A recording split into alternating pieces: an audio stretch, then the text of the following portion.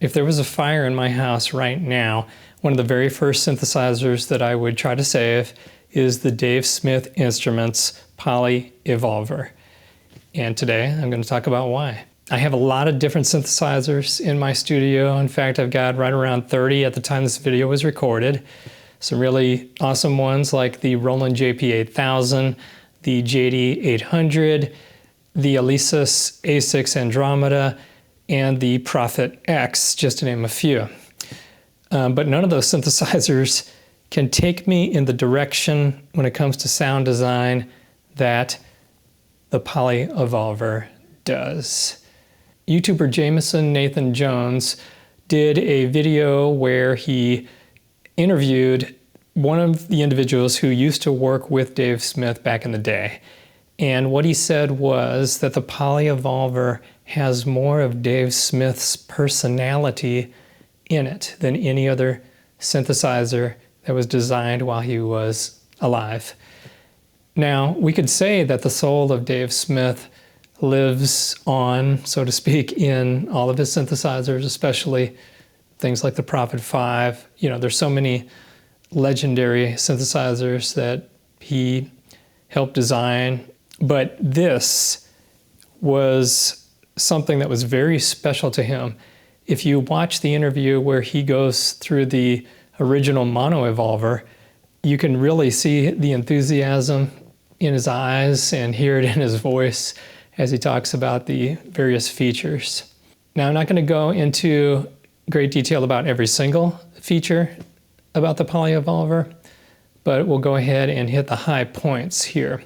So first of all, Dave Smith was not afraid to use digital. There's a lot of people out there that kind of think of his analog synthesizers as being more pure, sequential, pure Dave Smith, but that's actually not true at all. He came out with the Prophet VS, which had digital waves way back in the day. And inside the Poly Evolver is actually all of the waveforms of the Prophet VS, plus other waveforms, including some that you can program yourself. So what we have here is 2 analog oscillators and then 2 digital oscillators.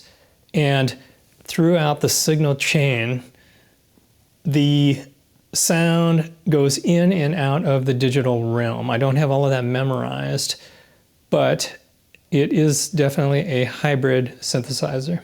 There's a lot of other synthesizers out there that are much more controlled in the way that they produce sounds.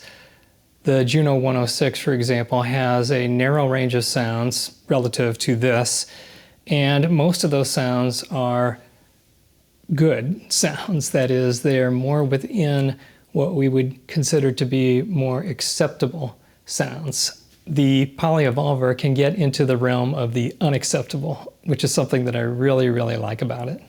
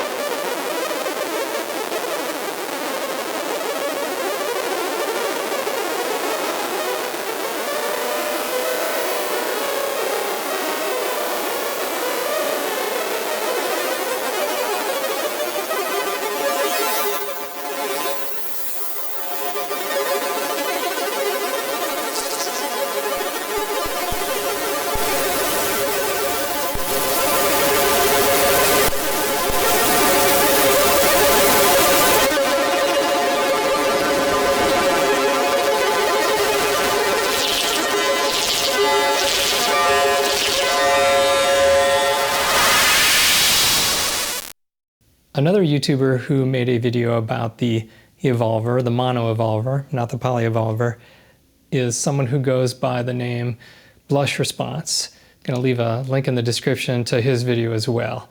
And what he has done, like he does in a lot of his videos, is he really shows the wide sonic character, the wide variety of different sounds that you can get out of the Poly Evolver. And if you take the mono evolver and kind of sort of multiply it by 4, that's what you're getting here. Not exactly, because whenever you put it into combo mode, it does layer 4 different patches, but those patches share the same sequencer.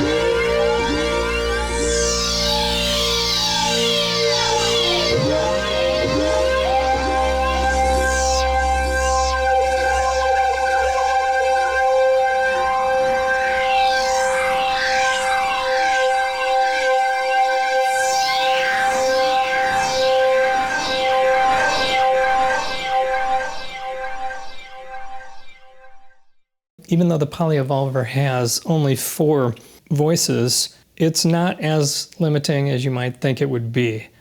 Okay, because you have those 4 oscillators per voice. When you play a 4-part chord, you've still got 16 oscillators playing at the same time. So it's not nearly as thin as you might think it would be. And the 4 voices are not a problem for somebody like me.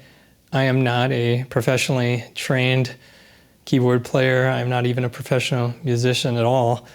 And that's going to be obvious if you watch any of my demos. I don't play anything real sophisticated. Usually I only use 2 or 3 fingers at the same time.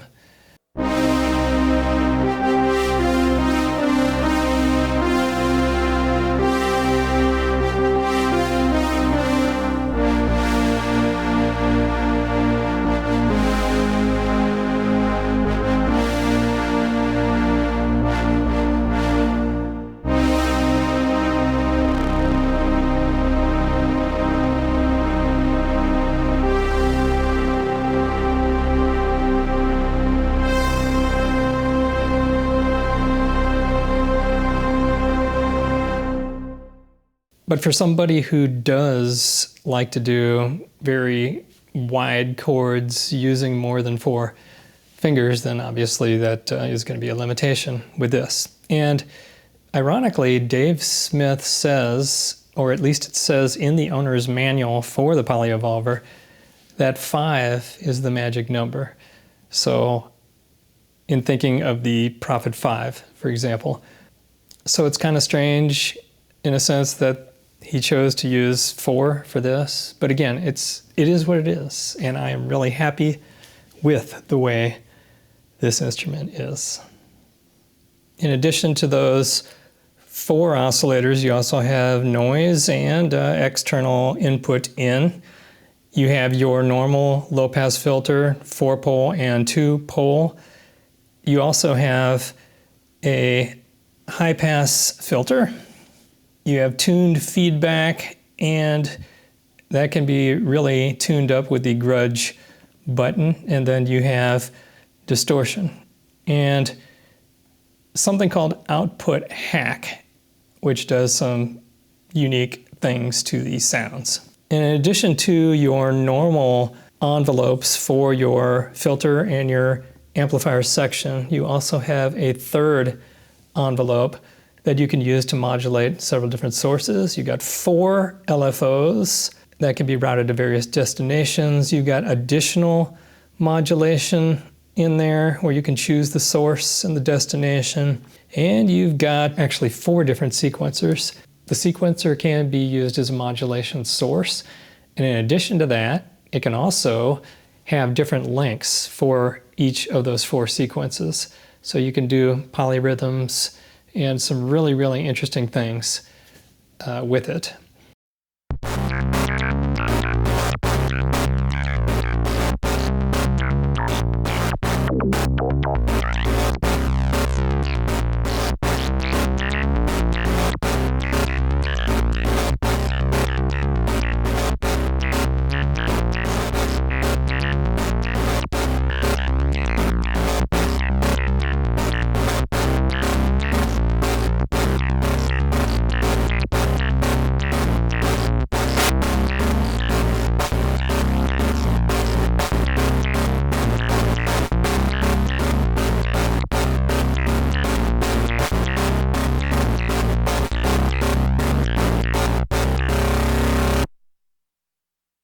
You've also got 3 different digital delays that I want to mention, and those can be used together. And the different combinations, again, I don't have everything memorized on this, but it's really easy to get out of control with this. That's another thing that was mentioned in that interview with Jameson Nathan Jones, is that you can get out of control, and that is something that Dave Smith would have really enjoyed hearing, according to that gentleman who worked with him. Other sequential synthesizers are more like the Juno 106 in that they are more tame in what they offer. That is, you're going to have a more narrow range of sounds, and if you want those particular sounds, you know that you can grab that synthesizer and get those. But what I found is that sometimes synthesizers like that, although they sound great, they don't always give you the capability to do sonic exploration, sonic experimentation in the way that something like the Polyevolver does. I really like that with this synthesizer, you can go so extreme that you have to dial it back to get it into the realm of what we might consider to be sane sounds. With other synthesizers, you don't even have that option.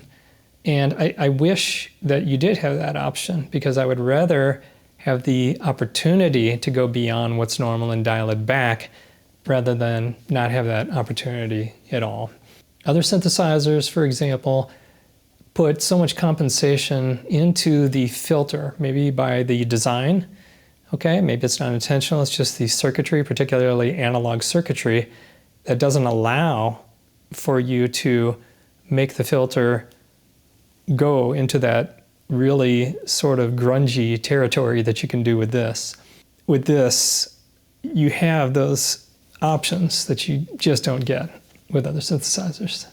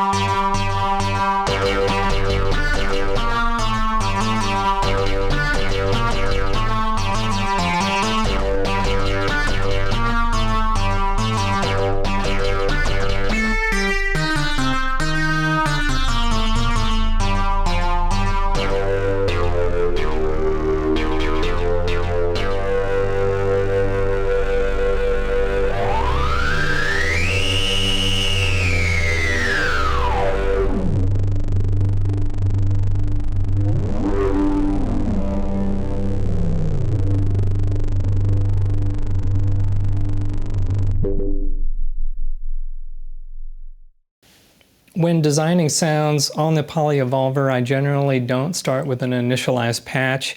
I usually start with an existing patch, and this is the normal workflow that I have for pretty much every other synthesizer in my studio. Start with an existing patch and then tweak it, and just let it take me to wherever it wants to take me. A friend of mine who is really into modular gear, he has an enormous Euro rack setup, and I put together a patch and recorded it one time on the Polyevolver, and I sent it to him. And after listening, he said that it reminded him a lot of the types of things that he might do on Euro rack. And that speaks volumes to the flexibility and versatility of this instrument.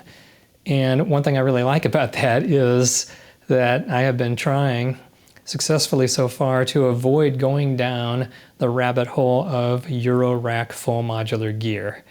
I know that going down that path would, in addition to costing a lot of money, would be endless and it would be awesome, but I just want to avoid taking that journey at this time of my life. Maybe someday, but just not now. Now, I got a pretty good deal at the time that I bought this Poly Evolver. I've got it for around $2,700 US. I've seen these for sale on Reverb, but they're considerably more expensive. If you're thinking about buying one thing to watch out for is the type of controls that it has. Now, my understanding is that the original Poly Evolvers had a lot of rotary encoders, and in the newer versions, that's whenever they changed to having potentiometers for controlling various sound parameters. I have the potentiometers. I really like them. They work great. And my understanding is that most people, or many people, who get the ones with the rotary encoders end up converting them over to the potentiometers. Now, you might want to double check that, but that's my understanding, not the other way around. All right, so those are my thoughts about the Poly Evolver. If you like this kind of content, please consider liking and/or subscribing. I'd love to hear your comments. Thank you for watching and have a great day.